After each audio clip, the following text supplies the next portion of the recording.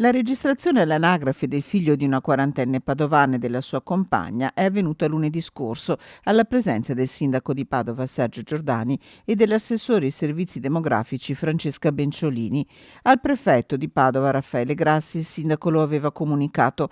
Le registrazioni dei figli nati in una coppia formata da due mamme che a Padova avveniva dal 2017 non si sarebbero fermate.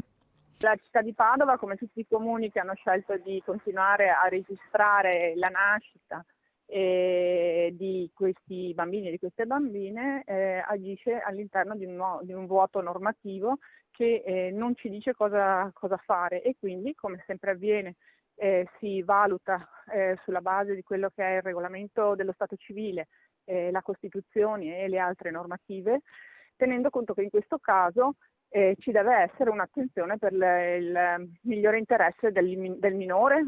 Una notizia accolta con favore dalle famiglie arcobaleno del Veneto. La nascita di un bambino viene considerato in qualche modo un evento straordinario. Tuttavia, la registrazione alla nascita, della sua nascita, è e dovrebbe essere un atto ordinario e non debba dipendere dalla sua composizione familiare del nascituro. Della registrazione è stata come sempre informata la procura, precisa l'assessore Benciolini.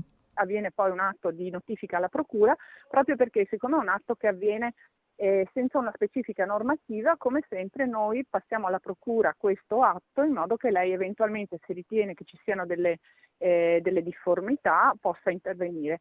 Resta un problema legislativo, conclude l'assessore Benciolini, che il 12 maggio parteciperà a Torino a un incontro di amministratori locali per chiedere un intervento al governo.